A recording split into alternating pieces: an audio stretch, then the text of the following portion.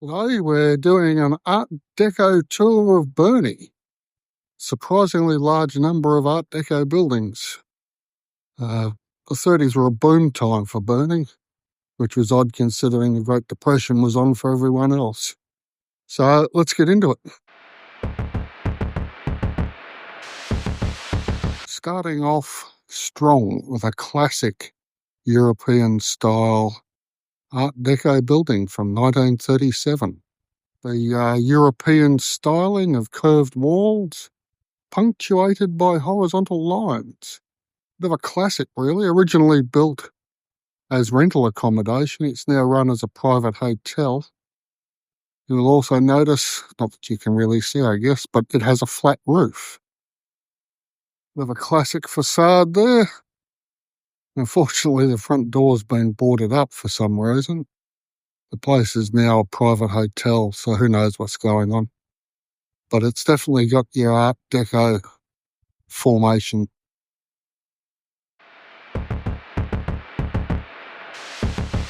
Ornate Art Deco buildings built as a residential unit upstairs and shop downstairs, clearly now being used by works. But there are hints. Have the curve, however minimalist, in the dividing line between the first floor and the ground floor. It is apparently known as an exaggerated eyebrow lip. And there's some instepping of the window sills, which is also a bit of a sign of the Art Deco. Originally designed as a private residence. Quite an impressive building. Constructed for Mr. A.P. Best, who lived upstairs with his wife and daughters, and downstairs ran a hairdressing business.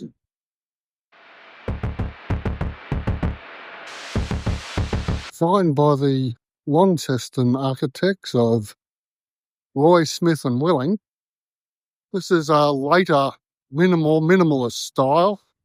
You can see there's the rounding there of the pillar near the front entrance. Which is your typical Art Deco style, as is the enclosed veranda there, just slightly recessed. The strong horizontal lines. But what you would expect to be a rounded corner at the end is more your geometric pattern rather than the curve. The reason for this is that the builder, who was the son of the owner, a Mr. Tucker, mixed all the concrete by hand, as there was no premix in those days, so quite an effort. There's the building in all its glory, and this is the view opposite of the Utahs, which wouldn't have been there when it was built, and out into Bass Strait.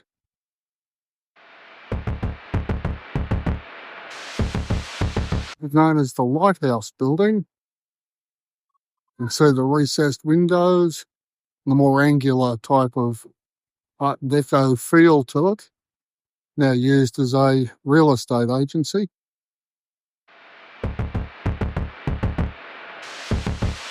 This is an example of partially still extant Art Deco work. You can see from the curving on the end of the windows there and the horizontal lines marking the gaps between them, but it's definitely Art Deco. However, the ground floor has been well and truly messed with.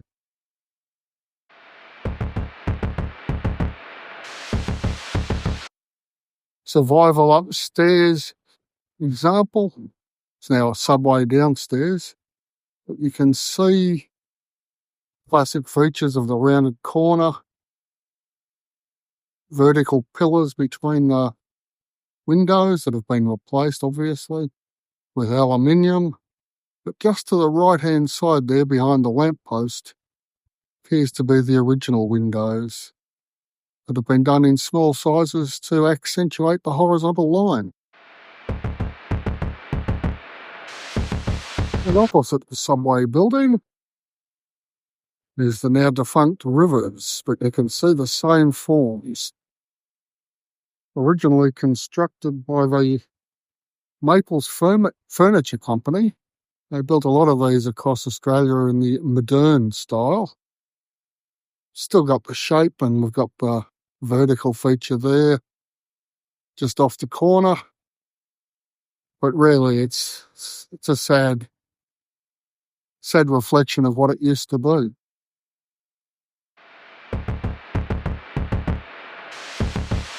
It is the trustee house. There's housed a couple of banks. And then in the 90s, it became other uses. The left-hand 2/3 are Europa Cafe. But it's got all your classic features without the cornering, which is odd. You've got the vertical lines, spaces between the windows. Very attractive building, sort of just at the very beginning of the movement, I would suspect. And there's the other facade. We'll get round and have a look at that in a minute. Certainly displays the symmetry typical of this style. And I can recommend the coffee and the big breakfast.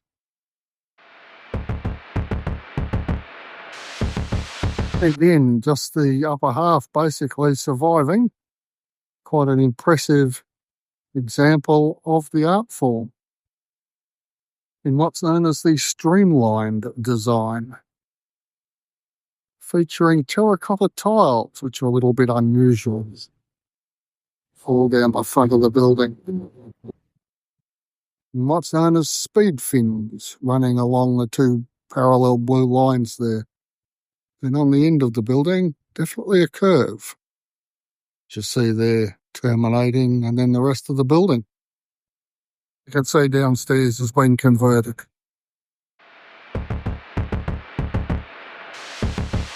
Very much your classic form, originally built for solicitors, Crisp, Hudson and Mann, barristers and solicitors no less. The doorway there on the left, generally one of those windows, as you got in through the side of a building. When the bank went up, they moved the door to the front. Over the years, it's been used as a dance hall and as a lending library.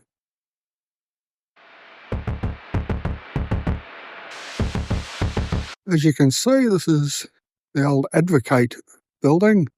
It's pronounced advocate, not advocate. It's a verb, not a noun. And the Advocate is the local newspaper. Originally built in the 20s after the previous building was burnt to the ground. You can see it's got the standard features without the cornering. So again, it's an early version of the Art Deco style. Those windows across the bottom were originally the entranceway, but that's been blocked up, of course. Now the building is part of the state government offices.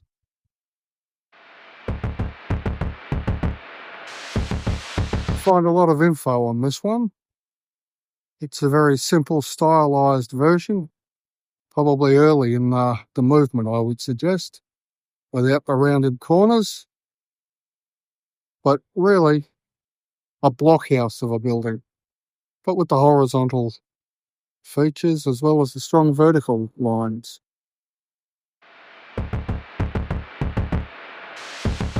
Standard sort of 30s look to it, but with the lip over the both floors, you can just see there on the edge.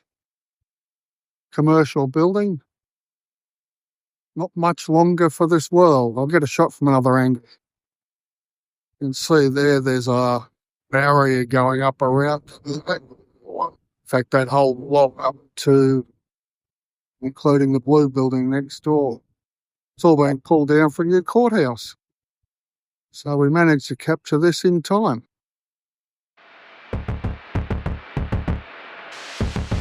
A classic from 1946. Designed by the state architect, Mr. Blythe. The original technical college in Burnie. There's everything you want. A curved facade, strong horizontal lines, with clear breaks between windows, commanding entranceway. It's just a gorgeous piece of architecture.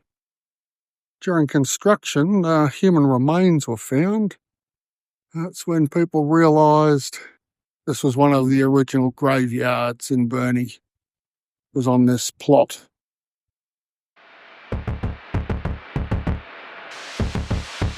Here's a feature I've always associated with Art Deco. That's your glass bricks in a curve. Really quite delightful to look at. Constructed as a butter factory. It's really amazing. For the Northwest Cooperative Dairy Company.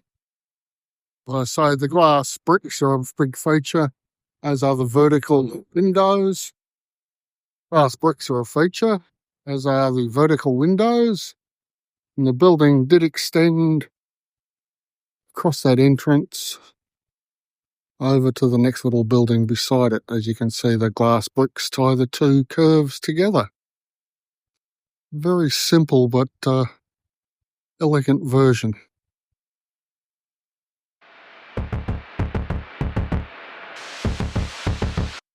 From the butter factory, we have what used to be the Vogue Theatre. Strong vertical elements built in about 38, I believe. That would be 1938. And you can see the extension on the back there continues the Art Deco theme.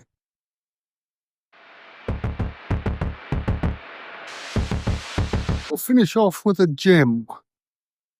Well, they constructed in the 1880s. The Fiestas of France was remodelled in the Art Deco style. You can see the warning over there on the right. The entrance there to some lawyers. Angled walkway entrance here. Ground floor windows. The recessed upper floor windows. Sill on the ground floor as well. For the Art Deco examples around Burnie. So going back to one of the ones we were looking at earlier, the one that holds the Europa Cafe, and we'll have a bit of a sum up and a review there.